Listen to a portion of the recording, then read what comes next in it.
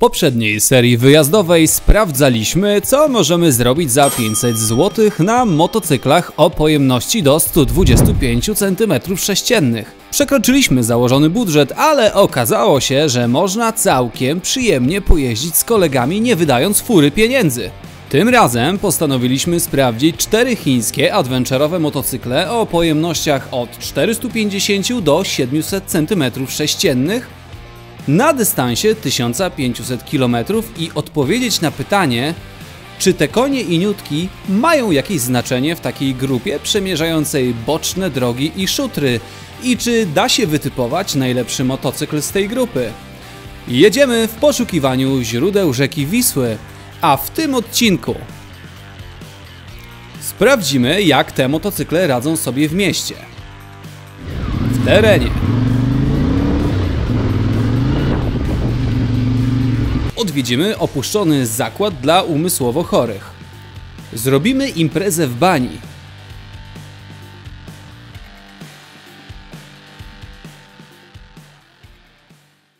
Siemanko, kłaniam się nisko, tu Maciej z kanału Moto Wszystko. Serdecznie zapraszam Was na chińską odyseję tymi pięknymi 4 chińskimi adventurami po Polsce. Naszym celem będzie źródło Wisły w zasadzie, bo przecież jest jedno, także będziemy kierować się z Warszawy, bo jesteśmy właśnie pod Stadionem Narodowym, wzdłuż Wisły. Chodźcie zobaczyć, jakimi sprzętami jedziemy, może od prawej, od najmniejszej do największej pojemności. Jest z nami CF Moto 450 MT. 175 kg wagi, 44 konie z 2 garów o pojemności 450 cm3. Wykorbienie przesunięte o 270 stopni. Najlżejszy w stawce i najlepiej usposobiony terenowo. Hit sprzedaży w zeszłym roku. Aby go posiąść, trzeba było się zapisać wcześniej i trochę poczekać. Watch 625 DSX, 206 kg i 64 konie z 2 cylindrów z podobnym wykorbieniem. Kolorystycznie to wojenna, pustynna burza. Następca całkiem udanego 525 DSX-a, wyraźnie mocniejszy i lepszy na asfalcie. Benelli TRK 702X. Tego pana już dobrze znamy. To model poliftowy z 2025 roku z większą szybą, grzanym siedziskiem i manetkami. Inżynierom udało się także utrzymać dzięki nowym mapom 70 koni pomimo nowej normy emisji spalin. Wyraźnie cięższy i wyższy od poprzedniej dwójki, bo to już 235 kg. I Zontes 703F. Obecny hit sprzedaży. Zapisz się na zakup, a może kiedyś dostaniesz. A tak na poważnie, to piękny motocykl z szosowym usposobieniem i jedyny 3-cylindrowiec w zestawieniu. Teoretycznie z najlepszymi osiągami na papierze, bo 95 koni to dużo więcej niż pozostała trójka. To już waga ciężka, na sucho około 245 kg. Ale wiadomo, papiery to jedno, a życie to zupełnie coś innego. Szereg konkurencji przed nami, serdecznie zapraszam Was do oglądania. Jak widzicie, dojechaliśmy do pierwszego dużego miasta, ale niestety nie będziemy tutaj zabawiać dłużej. Producent programu na razie nie przewidział żadnych zadań, więc jedziemy do naszego pierwszego punktu, czyli do zakładu dla umysłowo chorych. To nie dlatego, że jest nam blisko do tego stanu, choć duża część z Was tak właśnie uważa, widząc 4 gości na chińskich sprzętach. Ruszamy więc na poszukiwania źródeł Wisły. Moment, jeszcze kontrola bagażu. Nie odpadnie. Tutaj plecak serwisowy i kilka innych rzeczy, bo wzięliśmy przecież zestaw kluczy, łatek i wszystkiego, żeby w razie awarii można było cokolwiek zrobić, chociaż motocykle mają wszystkie przejechane w okolicach 1000 km, są już dotarte, więc mamy nadzieję, że się nic nie stanie. Mój bagaż chyba najgorzej zamocowany ze wszystkich. No i tutaj torba elegancko sztywno się trzyma. Zanim wystartujemy spod stadionu, chciałem Was zaprosić na www.motowyjazdy.pl. Przygotowaliśmy dla Was kilka wyjazdów motocyklowych, m.in. do Abruzji i na Sycylię oraz do Kotliny Kłodzkiej z Zulakiem i w Bieszczady ze mną z możliwością testowania chińskich motocykli takich jak Benelli, Morbidelli czy QJ Motor. Możemy je zabrać również do Włoch. Wracamy do rzeki Wisły. To najdłuższa rzeka w Polsce. Liczy ponad 1022 km, to przy jej brzegach powstały największe miasta. Swojej nazwy użycza także klubom sportowym, uczelniom czy nawet prywatnym przedsiębiorstwom. Mimo swojej wielkości nie jest zbyt niebezpieczna pod względem powodziowym. Jej źródła mają swój początek w miasteczku o tej samej nazwie. Widok i bliskość będą nam towarzyszyć przez cały wyjazd. Tymczasem wyruszyliśmy wałem miedzeszyńskim spod Stadionu Narodowego w stronę Otwocka, jadąc możliwie blisko rzeki. Pierwsza konkurencja, czyli jazda w ruchu miejskim, nadeszła całkiem szybko. W tej sztuce najsłabiej radził sobie Zontes. Po pierwsze jest najcięższy i najszerszy, więc najtrudniej było się przeciskać między autami, a po drugie jako jedyny miał kufry boczne, co pomaga w dalszych podróżach, ale w ruchu miejskim przeszkadza. CF Moto jest zwinne i wąskie, ale podczas gwałtownego przyspieszania spod świateł brakuje mu trochę wigoru. Benelli ma odpowiednią moc, ale jego ciężar, mimo dobrego wyważenia, może sprawiać problem mniej doświadczonym kierownikom. Najlepiej w mieście radzi sobie Watch. 206 kg, mała objętość, niska kanapa i 64 konie wystarczają, żeby sprawnie poruszać się między autami. Opuszczając stolicę, postanowiliśmy od razu zjechać z ubitej drogi, ale za każdym razem trafialiśmy na drogę bez wyjazdu, więc cofnęliśmy się do asfaltu.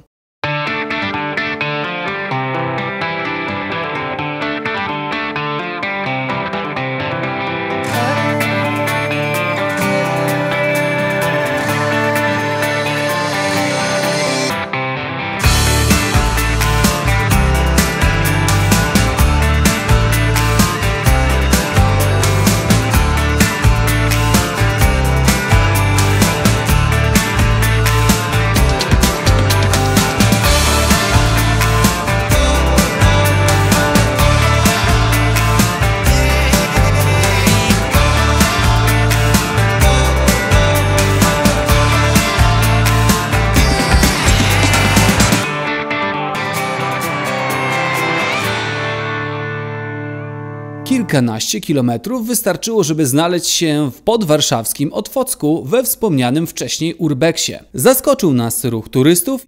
Kurwa, nie ma miejsca na parkingu. Dobra, jedź tam do kawałek dalej. Przybyliśmy do pierwszego miejsca, które zaznaczyliśmy na mapie.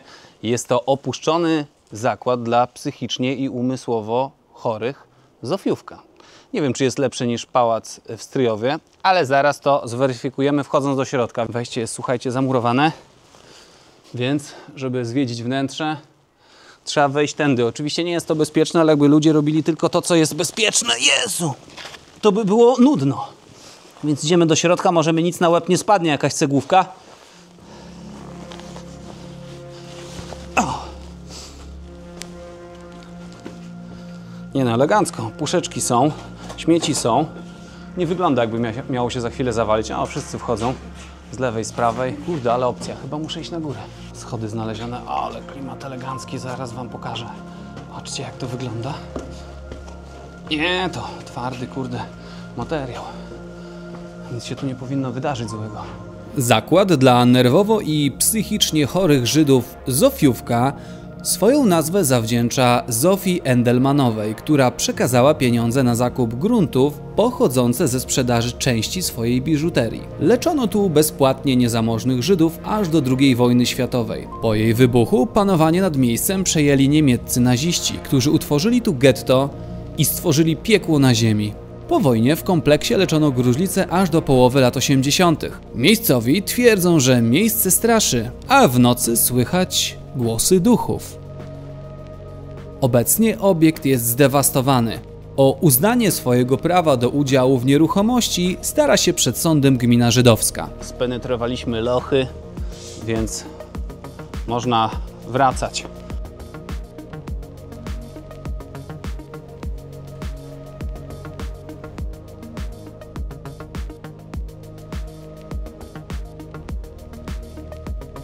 Wyjazd z ośrodka był ciekawym doświadczeniem. Prowadził brukowanymi ścieżkami w lesie. Wtedy zdaliśmy sobie sprawę z wielkości tego miejsca. ilości budynków i dróg wewnętrznych między nimi.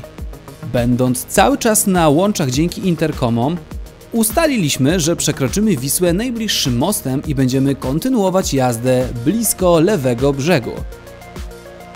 Wpadliśmy na całkiem niezłe asfalty, by po chwili z nich zjechać. Chwila jazdy po kamieniach w lesie w dół, aby sprawdzić panowanie nad motocyklami w takich warunkach, ale za krótko, żeby wysnuć jakieś grubsze wnioski. Najważniejszy jest taki, że pomimo dużych dysproporcji w masie i mocy, w warunkach, w których jechaliśmy do tej pory, nie ma jakiejś specjalnej różnicy i nikt nie odstaje. Wyjechaliśmy na parkingu pod Zamkiem w Czersku i tam złapaliśmy oddech, aby pogadać o dotychczasowych wrażeniach.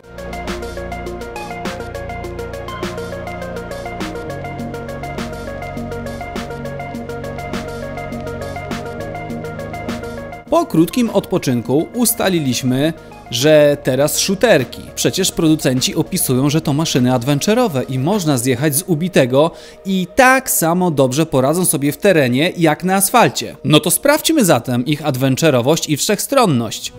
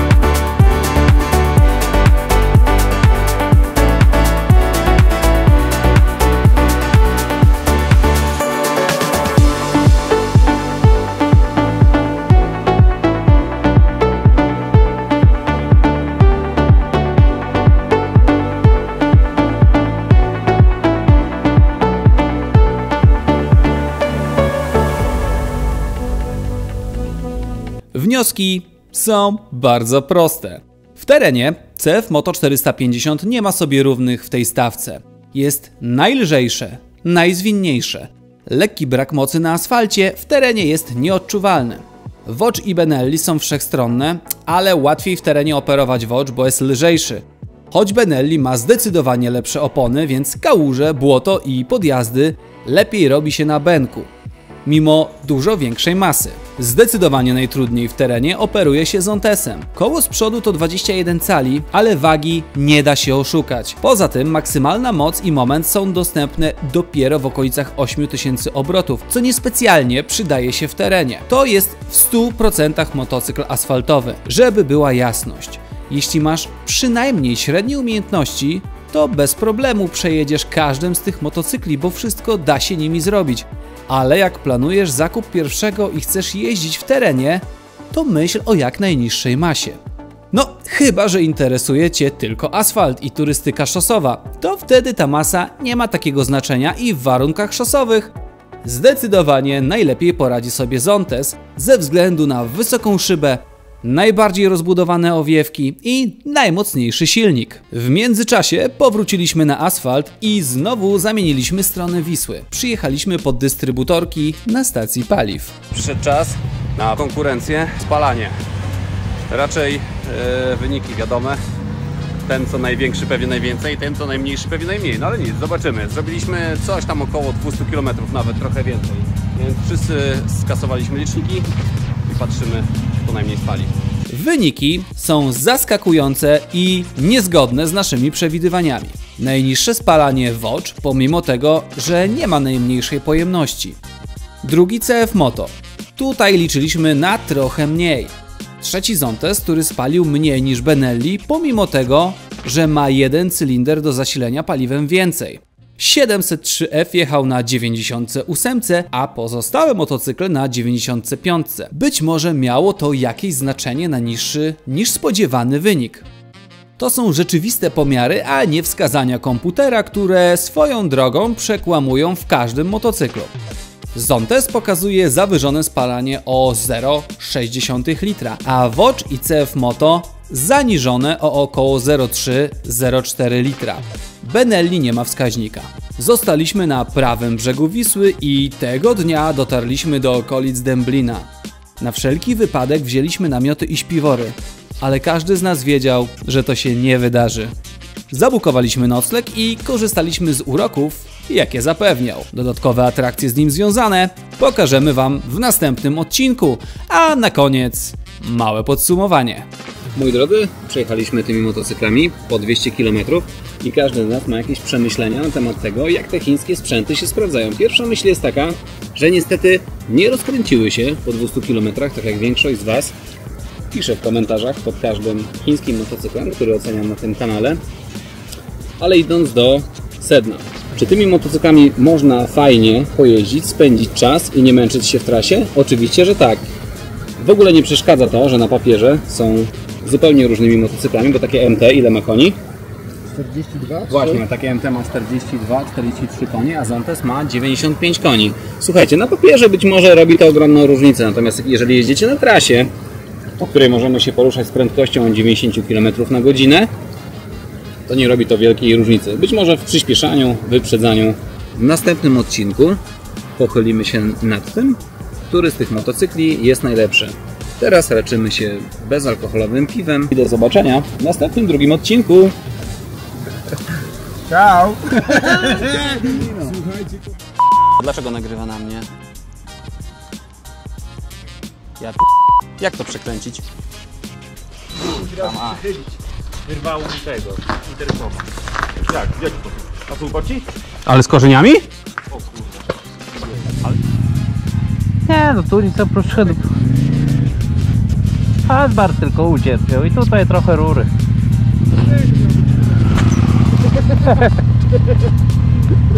Piszemy oświadczenie i chuj tam. Nie wyjadę, kurwa, stąd. Wypchnąć mnie musisz. Nie, ja w dołku stoję. No aplikacji. Będziesz słyszał. Klucz 13 jest potrzebny, żeby do tego. Złoty za płoty, musiało kiedyś to wystąpić.